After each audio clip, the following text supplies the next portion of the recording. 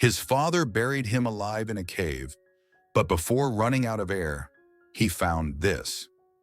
What would you do if the people you trusted most were the ones plotting against you? Ethan was just 12 when his world unraveled. His mother had vanished under mysterious circumstances, and before he could uncover the truth, his father and uncle took him deep into the woods to get rid of him.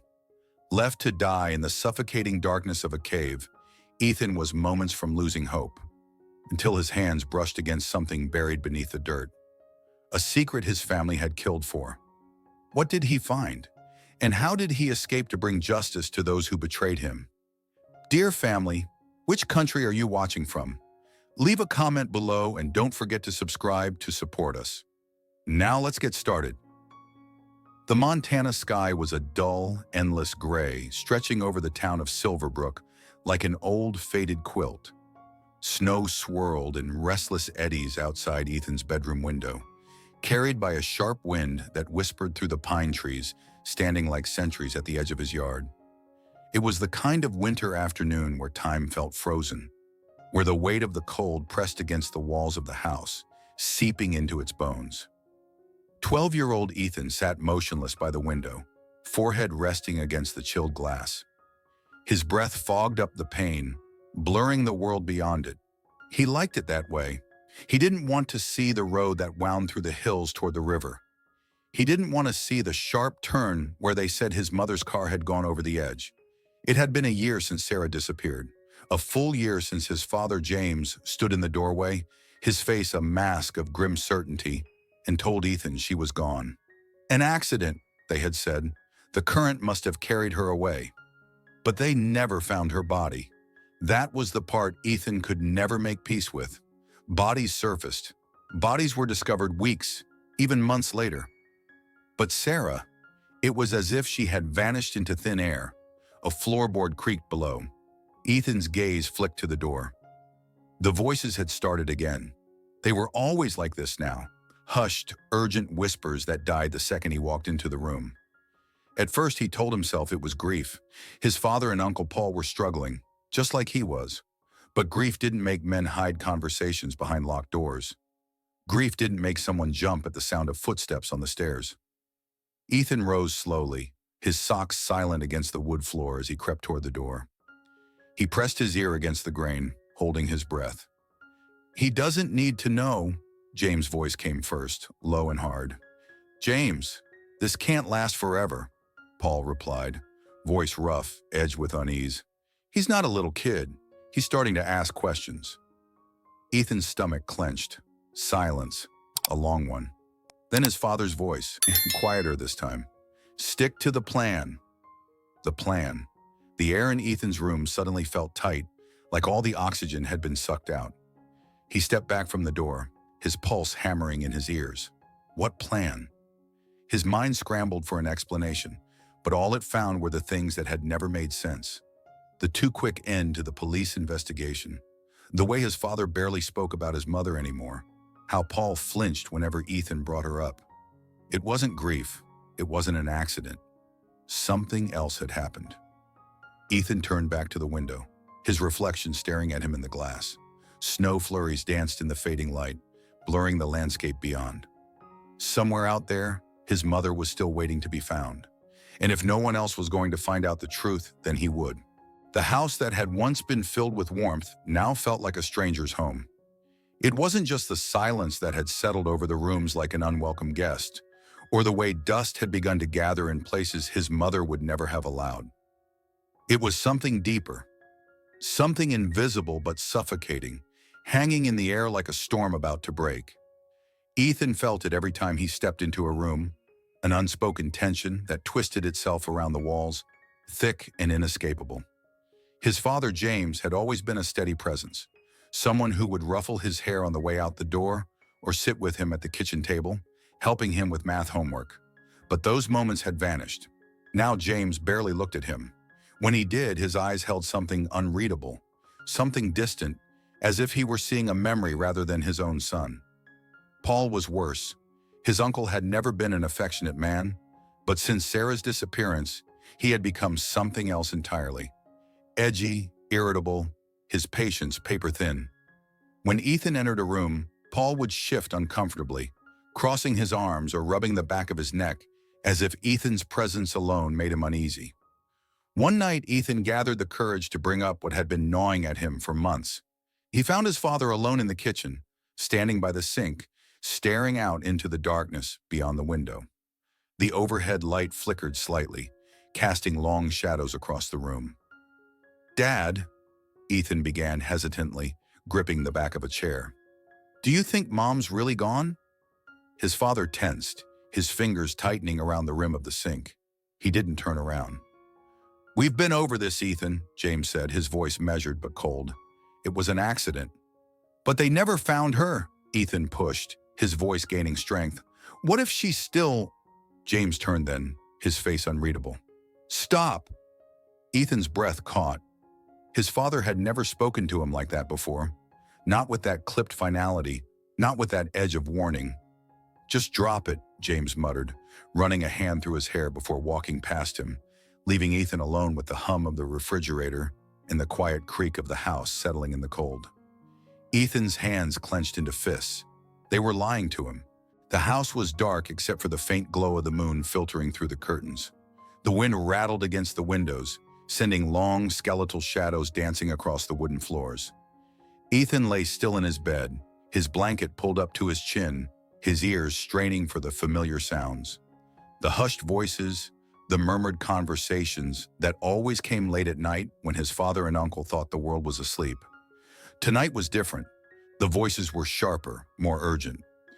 Ethan slowly pushed back the covers and swung his legs over the side of the bed, careful not to let the old wooden floor creak beneath his weight. His heartbeat thudded in his ears as he moved toward the door, pressing his hand against the cool brass knob before easing it open just an inch. The hallway stretched before him, dark and still, but the light under his father's study door flickered like a beacon. He hesitated. A part of him didn't want to hear what they were saying, but a bigger part of him knew he had to. Steeling himself, Ethan crept forward, his bare feet silent against the cold floor. He moved slowly, every step measured, until he was just outside the study. He pressed his back against the wall and held his breath, listening. "Can't keep putting this off." Paul's voice was low but insistent, carrying through the thick wooden door. "We need to get rid of him. The longer he's alive, the bigger the risk." Ethan's stomach clenched. He barely heard his father's response, but when James finally spoke, his voice was quieter, filled with something Ethan couldn't quite place. "It's not that simple. Not that simple." The words sent a cold shiver through Ethan's body. His hands curled into fists as he fought the urge to burst into the room, to demand an explanation, to scream at them and make them say it to his face. But he didn't move.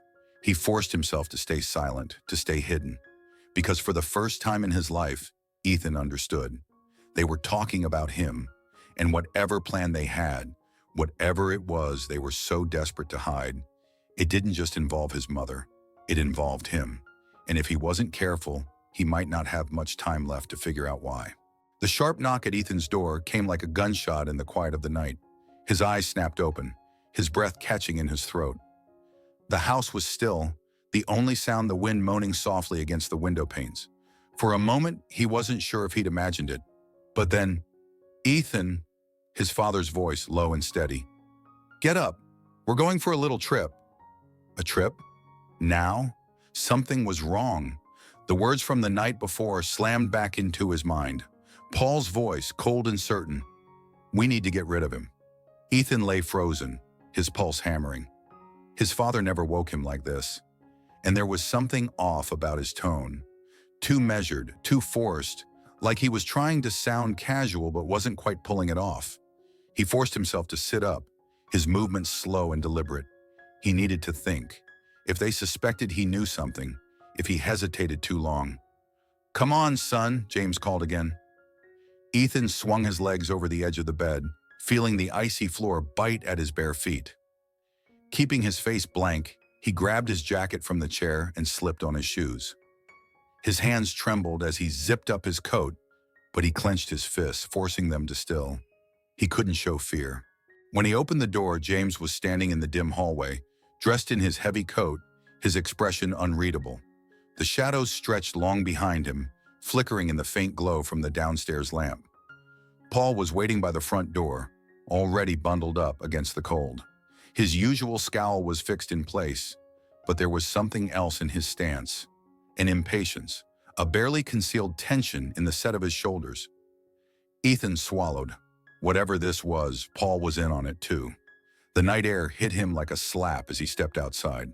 The truck was already running, exhaust curling into the frigid air like ghostly tendrils. The headlights cut twin beams through the darkness, illuminating the long stretch of empty road ahead. James opened the driver's side door, but instead of sliding in, he stepped back. "Paul's driving," he said. Ethan's stomach twisted. Paul was already behind the wheel, his fingers tapping against the steering column, the impatience in his posture barely masked. He glanced at Ethan through the rearview mirror, his eyes dark and unreadable. James nodded toward the passenger seat. "Get in." Ethan hesitated. His instincts screamed at him to run, to turn and bolt into the woods, but he forced himself to move, to keep his expression neutral.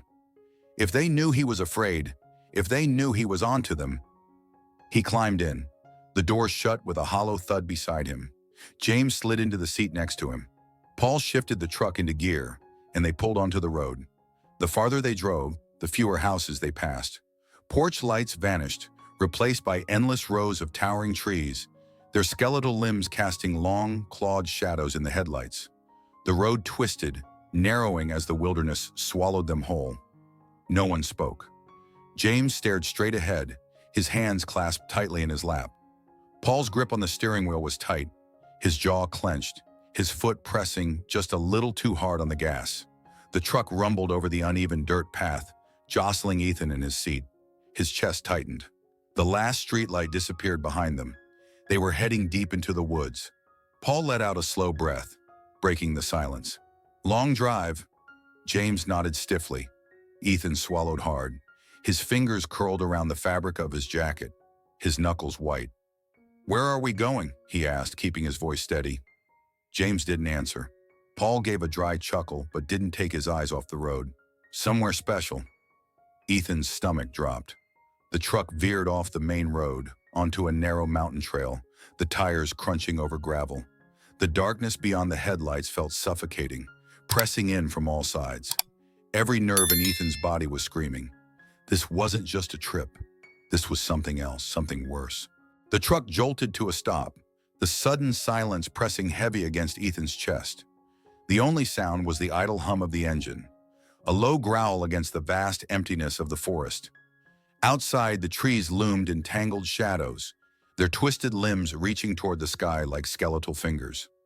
Paul killed the headlights, plunging the world into near darkness. Only the faint glow of the moon, peeking through the dense canopy above, cast a ghostly silver sheen over the clearing. Ethan swallowed hard. His breath was shallow, cold air burning his lungs as he looked between the two men. His father sat rigid beside him, staring straight ahead, his face a mask of stone. Paul shifted in the driver's seat, flexing his fingers before turning to glance at Ethan. "Well," Paul muttered, breaking the silence, "time to stretch those legs." Ethan hesitated. Everything inside him screamed not to move, not to follow, not to step out of the truck into that gaping darkness. But he did. His fingers fumbled with the door handle, the metal icy against his palm. As he slid out, his boots hit the cold ground with a soft crunch. The scent of damp earth and pine thick in the air. The wind carried the distant rustle of branches, but otherwise the world was unnervingly still. Paul grabbed a flashlight from the dashboard and flicked it on, its beam slicing through the blackness. He motioned with a tilt of his head. "This way." James stepped out without a word, his breath visible in the frigid night air. Ethan followed. The path ahead was narrow, winding through dense trees that swallowed the sky. Shadows slithered along the ground as Paul led the way, his heavy boots crushing leaves and twigs beneath him. Ethan's father trailed behind, his footsteps eerily measured, deliberate. The farther they walked, the deeper the sense of unease burrowed into Ethan's skin.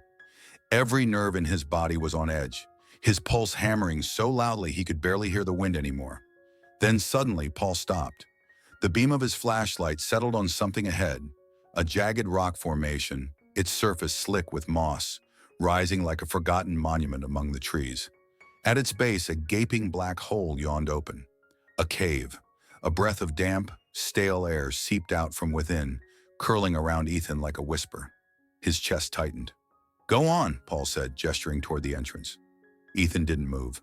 His feet were rooted in place, his instincts screaming that if he stepped forward, if he crossed that threshold, he wouldn't be coming back. James finally spoke, his voice quiet, almost gentle. "Ethan." Ethan turned, and for the briefest moment, he thought he saw something flicker in his father's expression. Hesitation, doubt.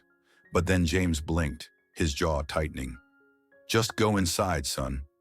Ethan took a step back. Paul sighed, shaking his head. "For God's sake."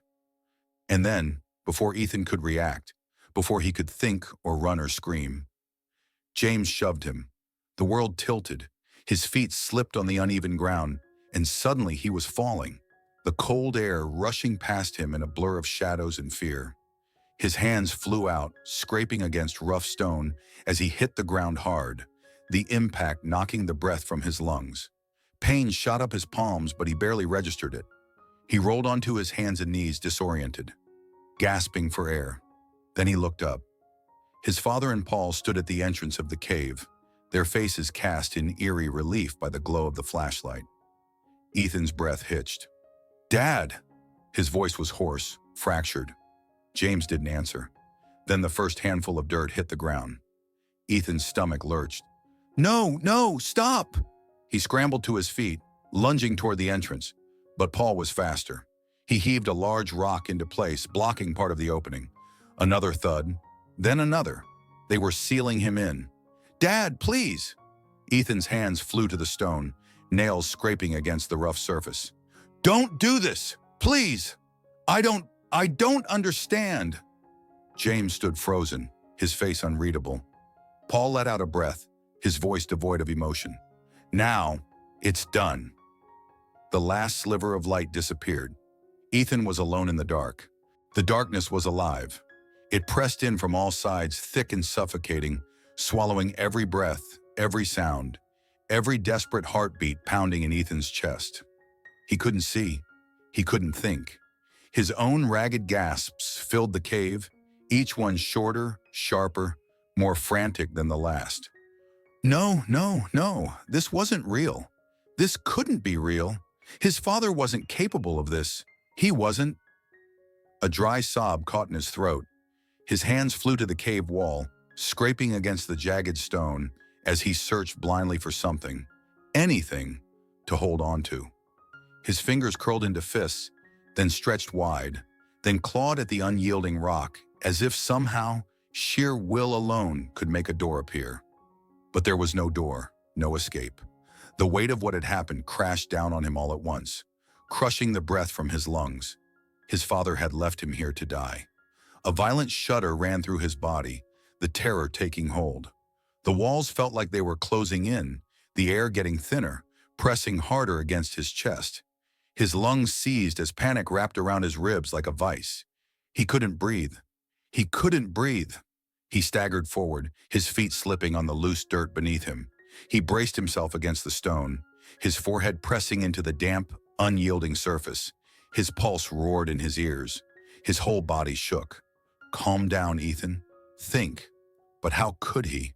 He was buried alive. Another strangled breath.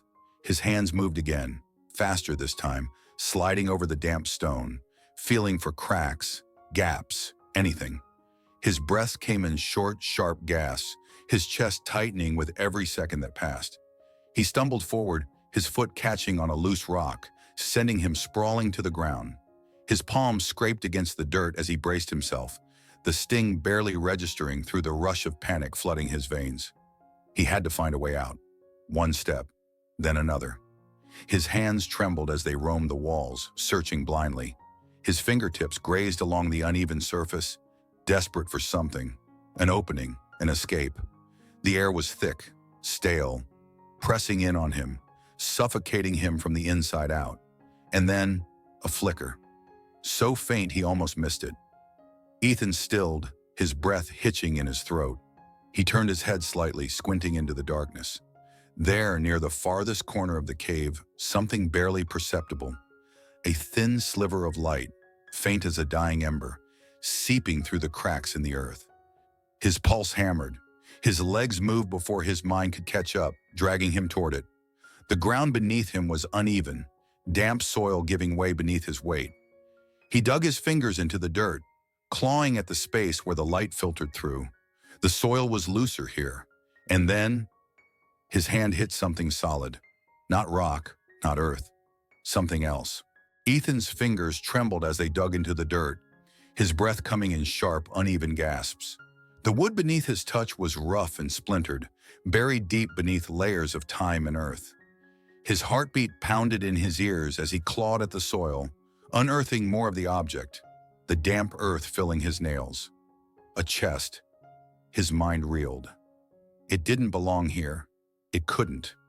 And yet, here it was, hidden beneath the cave floor, as if someone had buried it long ago, hoping it would never be found. With a sharp breath, Ethan grasped the lid and pulled. It didn't budge. He tried again, throwing his weight into it, his muscles burning from exhaustion. The hinges groaned, rust flaking off beneath his fingertips. Then with a sudden crack, the lid gave way. A soft glow flickered from within. Ethan blinked, his pulse stuttering. At first he thought his eyes were playing tricks on him. After all, he had been trapped in complete darkness for what felt like an eternity. But no, the glow was real. It pulsed faintly, casting ghostly tendrils of blue light against the cavern walls, illuminating his dirt-streaked hands. His breath caught as he saw the source, luminous opals nestled among the piles of gold. Ethan had heard of them before. Certain types of opals could absorb light during the day and release a faint glow in darkness. They shimmered like tiny captured stars, scattered among the wealth that lay untouched for decades. His hands hovered over the treasure, the reality of it all crashing down on him. Coins, old and heavy, dulled with age but still unmistakably valuable, were stacked in uneven piles. Necklaces with gemstones embedded in delicate gold chains tangled together, their once polished surfaces muted by dust and time. Rings, some plain, others adorned with intricate engravings, lay scattered among the hoard. A pocket watch, its glass cracked, rested atop the pile, its unmoving hands frozen in a moment lost to history. But it wasn't the gold that made Ethan's blood run cold. It was the papers, nestled beneath the glittering fortune, hidden as if they had been buried to be forgotten, were documents. Some bound with faded ribbons, others folded crisply despite their yellowed edges. Ethan's hands shook as he reached for one, unfolding it carefully, his eyes straining in the dim blue glow. The ink had faded, but the name at the top was unmistakable. Sarah Caldwell, his mother. His stomach twisted. His heart pounded so loudly he thought it might shake the cavern walls. These were her documents. These deeds, these financial records, these legal agreements, they all belonged to her. And suddenly the pieces of the puzzle slammed into place with horrifying clarity. His father and uncle hadn't just been searching for wealth, they had been searching for this, and when they couldn't find it, they had gotten rid of her. Ethan squeezed his eyes shut, his fists clenching around the fragile paper, rage and grief warring inside him. His mother's disappearance had never been an accident. They had silenced her for this fortune, this secret buried beneath the earth. And when they still couldn't find it, they had turned on him. The cave was meant to be his grave. But they had made one crucial mistake. They had left him alone with the very thing they had been willing to kill for. Ethan's breath shuddered out as he lifted his gaze toward the cave walls. His body ached, his limbs heavy with exhaustion. But his mind was clear now. And no matter what it took, he was getting out of here. The walls of the cave seemed to close in tighter with each passing second. The air was thick, heavy with the scent of damp earth and decay. Ethan's limbs trembled from exhaustion, his fingers still curled around the fragile papers bearing his mother's name. His body was cold, his breaths shallow. The weight of everything, the betrayal, the truth, the overwhelming sense of finality pressed down on him, crushing his last reserves of strength. He had tried to dig. He had tried to claw his way back to the world above, but his body was failing him. His vision blurred, his head swaying as dizziness took hold. He sagged against the cave wall, his mind growing distant, the edges of his thoughts unraveling. Maybe this was it. Maybe he had been foolish to believe he could escape. Then, a voice. It cut through the suffocating darkness like a blade, sharp and clear despite the weight of silence that had surrounded him for what felt like hours. "Ethan!" His head jerked up. His heart, which had been slowing into a sluggish rhythm, stuttered in his chest. He must be hallucinating. He had to be. His oxygen-starved mind was playing tricks on him, taunting him with the one thing he wanted most. But then he heard it again. Closer, desperate. "Ethan, where are you?" His lips parted, but no sound came out. His throat was raw, every breath like sandpaper against his lungs. He forced himself to move, pushing away from the wall with what little strength he had left. "I'm here," he tried to say, but it came out as a whisper, barely audible even to himself. Then, light. Not the eerie blue glow of the opals, not the distant flicker of a dying mind. Real, warm, golden light. A shadow moved in front of the cave's sealed entrance, a figure barely visible through the cracks between the rocks, a hand, small, delicate, pressed against the stone. And then a voice filled with urgency. "Hold on, sweetheart. I'm getting you out." The world tilted. Ethan's breath caught, his chest constricted with something more than exhaustion. It couldn't be. It wasn't possible. But as the rocks shifted, as the first slivers of moonlight spilled into the cave, illuminating the dust and ruin, he saw her, his mother, Sarah, alive. Ethan's body sagged with relief, his knees buckling. He tried to speak, but his throat was too dry, too tight. His vision blurred, not from exhaustion this time, but from the sting of tears welling in his eyes. Sarah's hands tore away the last of the barrier, her breath coming in frantic gasps. And then she was there, kneeling in front of him, her hands cradling his face. "You're okay," she whispered, her voice breaking. "You're okay." Ethan wanted to answer, to tell her he wasn't okay, that nothing was okay, that everything had shattered inside him the moment he realized what his father had done. But before he could form the words, the last remnants of strength left him, and the world faded into darkness. Ethan's world was still spinning when he opened his eyes again. The warmth of the fire, the weight of the blanket draped over him, the scent of something herbal in the air. It all felt surreal, as if he had woken in a life that wasn't his own. But then he saw her, Sarah. His mother sat beside him, her gaze fixed on the fire, her hands clasped tightly in her lap. The golden glow flickered against her face, highlighting the shadows under her eyes, the worry lines that hadn't been there a year ago.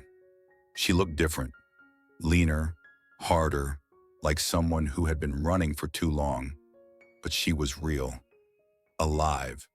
Ethan pushed himself up, wincing as every muscle in his body protested.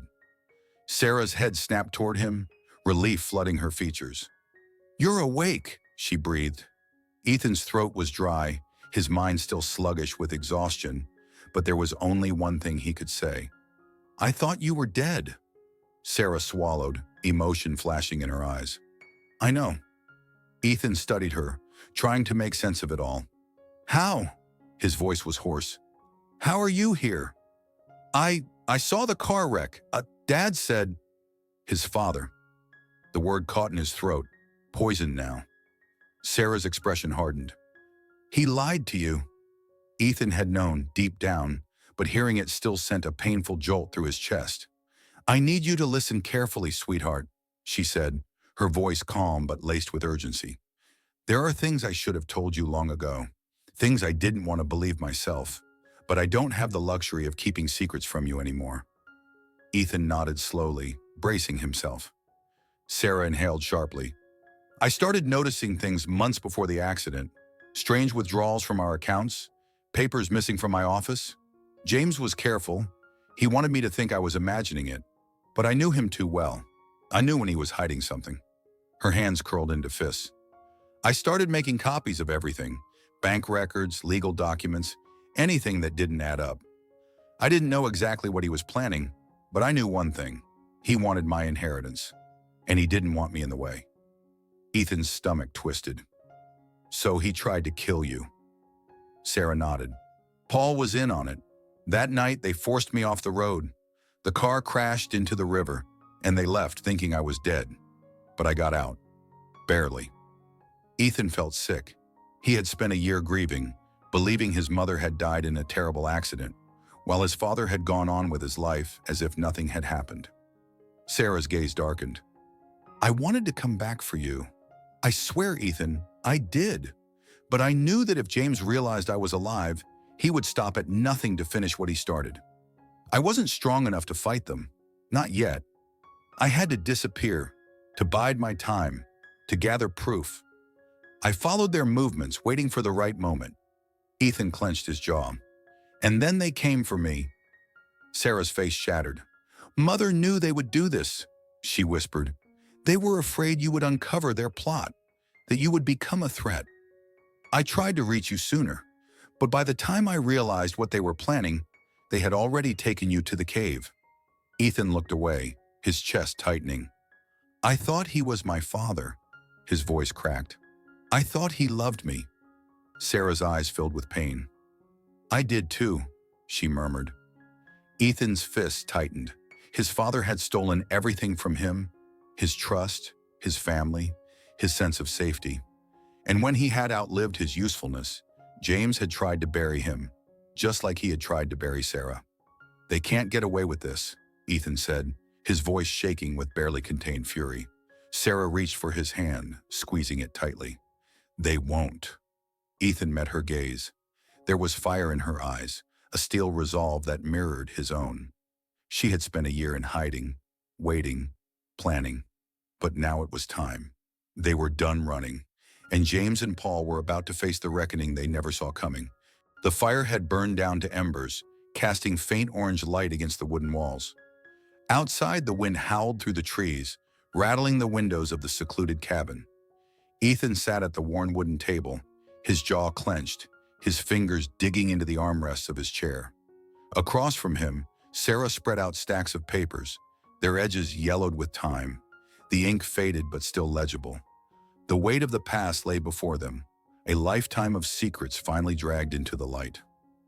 David Carter, their lawyer, sat beside her, flipping through a thick folder. His silver-rimmed glasses slid down his nose as he skimmed the documents, occasionally nodding to himself. He was older, in his late 50s, with deep-set eyes that had seen too much. A man who had built a career uncovering lies. You were right to make copies, David murmured, tapping a legal document with his index finger. Your husband and his brother left a mess of paper trails, shell companies, forged signatures, fraudulent transfers, all leading straight to them. They thought they were clever, but greed makes people sloppy. Ethan swallowed the bitter taste in his throat. And the attempted murder? David sighed. That's harder to prove. He looked at Ethan carefully. You're sure Paul said, now it's done, when they left you in the cave? Ethan's fists tightened, the memory of the suffocating darkness, the weight of the stones sealing him inside, the finality in Paul's voice. It was burned into his mind. Yes, he said, his voice low. He said it like this was the last step, like they had planned it all along. David nodded. That helps, but we need more. Right now, it's their word against yours. We have motive, we have fraud, but what we need is irrefutable proof that they tried to kill you. Sarah's expression hardened. Then we make them confess. Ethan turned to her. How? We set a trap, she said. David adjusted his glasses. Dangerous, but if done right, it could work. Sarah leaned forward, her eyes locked on Ethan's. They don't know I'm alive. They think they've won. We use that against them. Ethan's pulse quickened.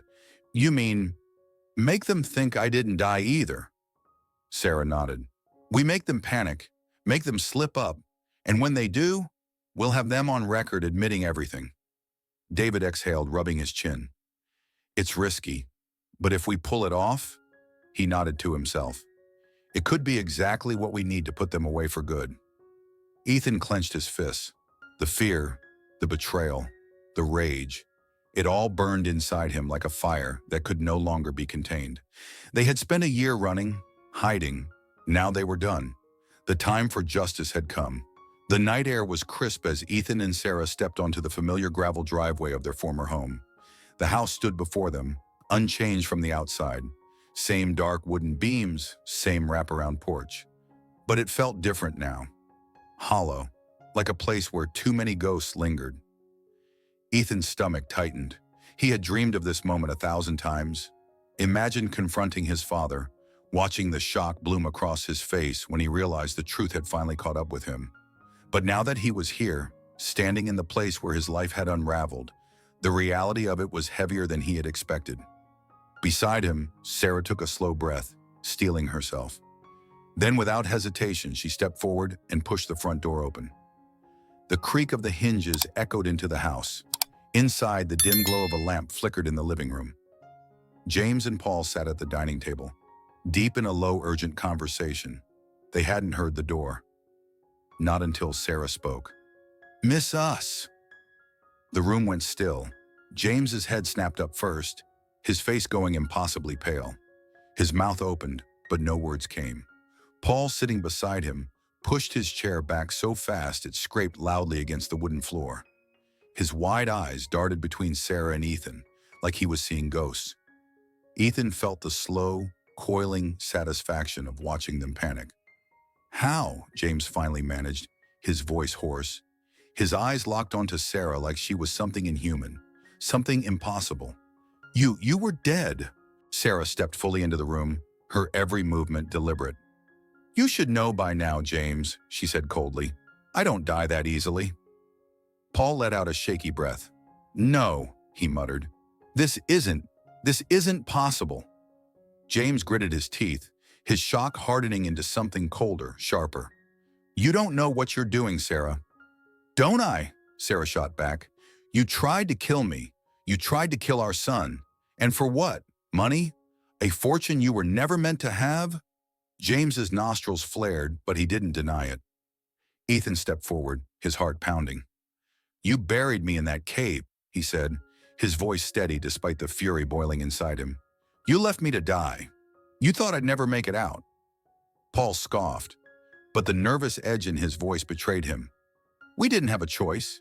If you found out the truth—" "You did have a choice," Ethan interrupted, his eyes flashing, "and you made the wrong one." Paul shot James a desperate look. "We need to fix this. Now." James exhaled through his nose, slowly rising to his feet. His expression was eerily calm, but his fingers twitched at his sides. "Sarah," he said smoothly, "let's not make this worse than it already is. We can talk about this. We can work something out." Sarah laughed, but there was no humor in it. "You really think you can manipulate your way out of this? After everything?" James's mask cracked. "You should have stayed dead," he snapped. "You should have both stayed dead." Silence. A long, suffocating silence. James blinked. Paul inhaled sharply, and then the faint click of a recording device stopping. James's face drained of color. Ethan reached into his pocket and held up his phone. The red recording light still glowed faintly. "Oops," Ethan said. "Guess you should have stayed quiet." James lunged, but before he could take a single step, the deafening blare of sirens shattered the night. The front door burst open. Uniformed officers flooded inside, their guns raised, their voices sharp and commanding. "Hands where we can see them!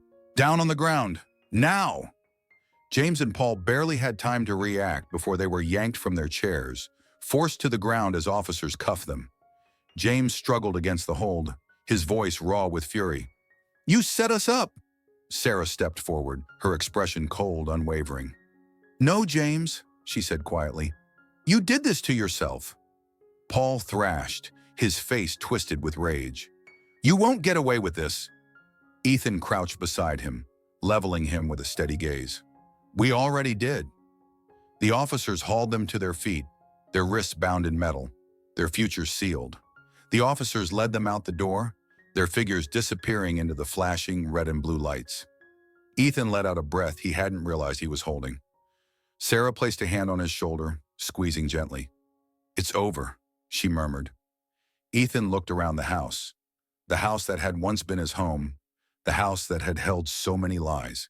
It wasn't home anymore, but for the first time in a long time, he was free. The courtroom was packed, the air thick with murmurs and anticipation.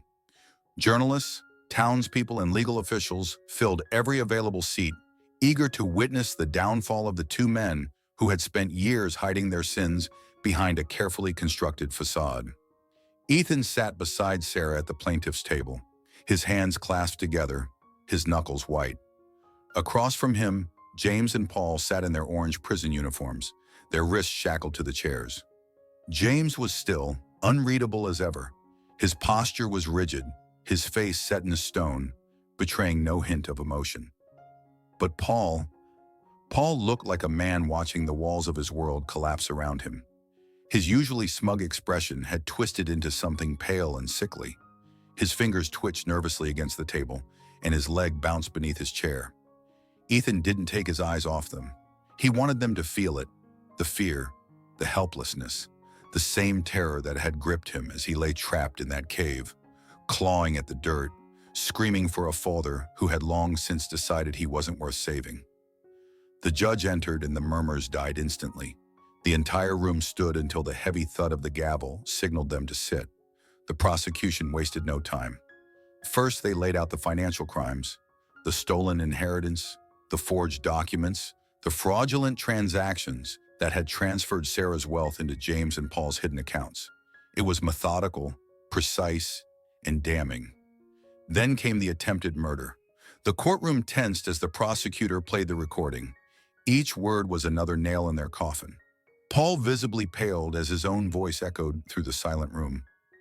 James remained still, his jaw clenched, his fingers gripping the edge of the table so tightly that his knuckles turned white. Ethan watched them both, his heart pounding.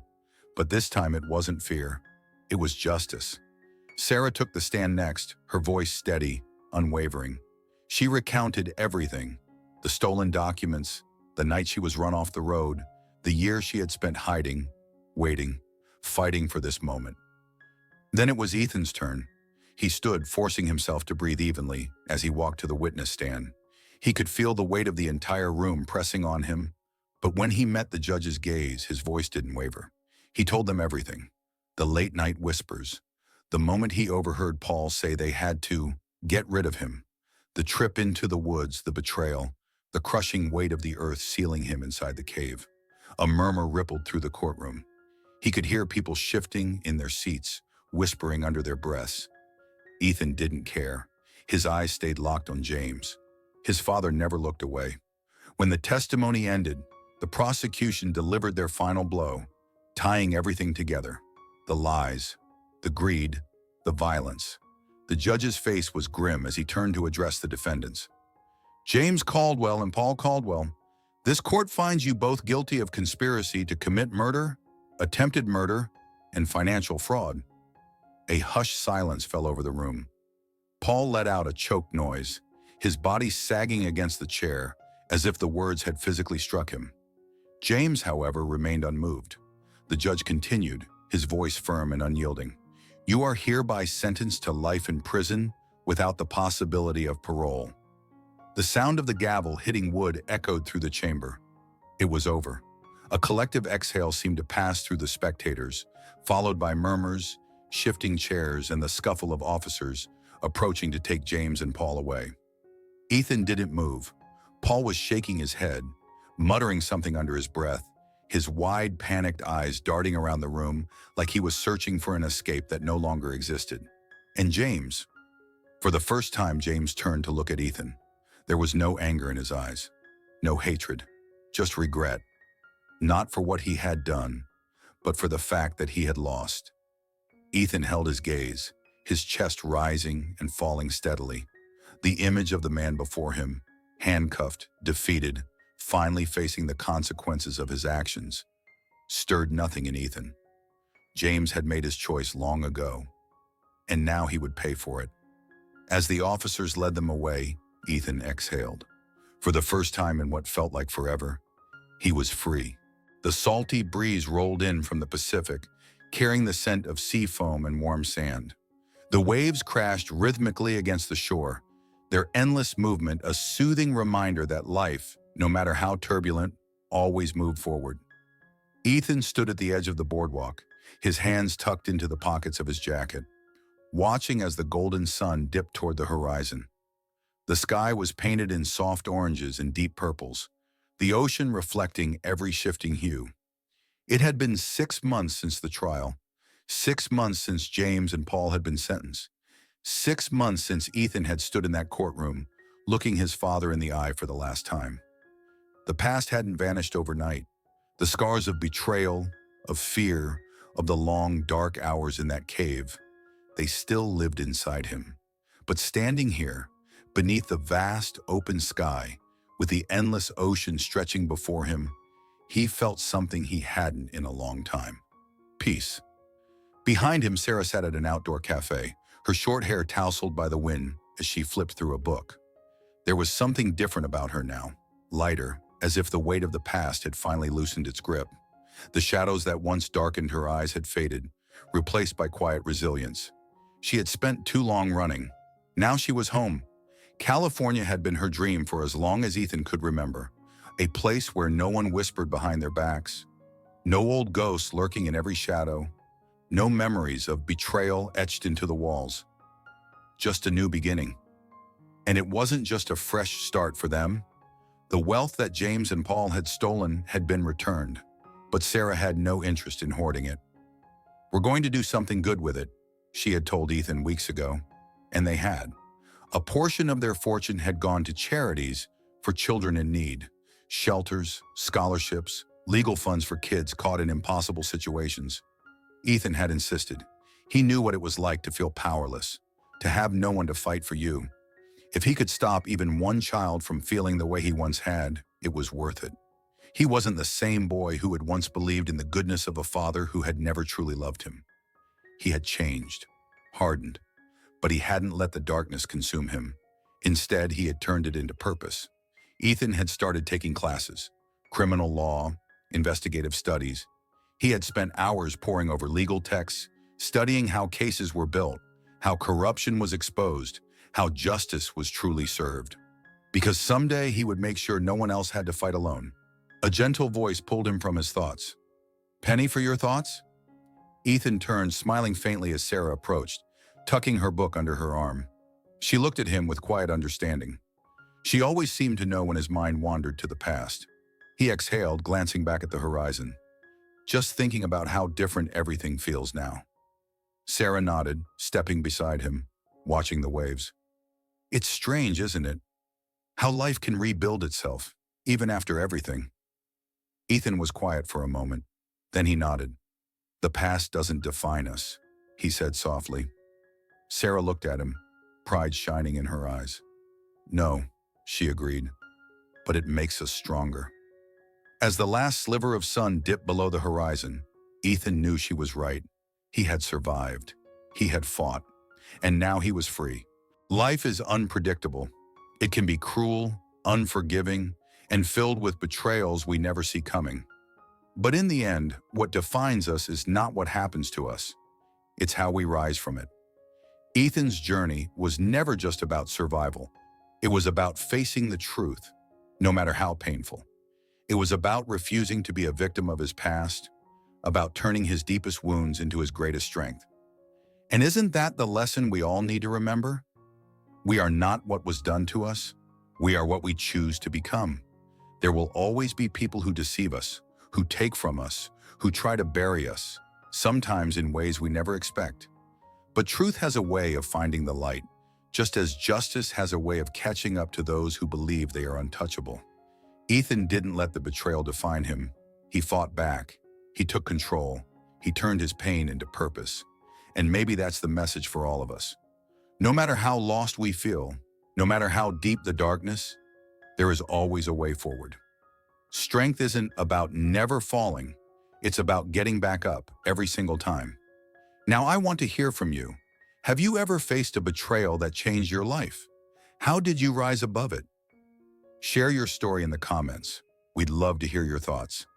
And if this story moved you, don't forget to like, share, and subscribe for more powerful real-life stories of resilience and survival. Thank you for being part of this journey with us, because no matter what life throws at us, we are never truly alone.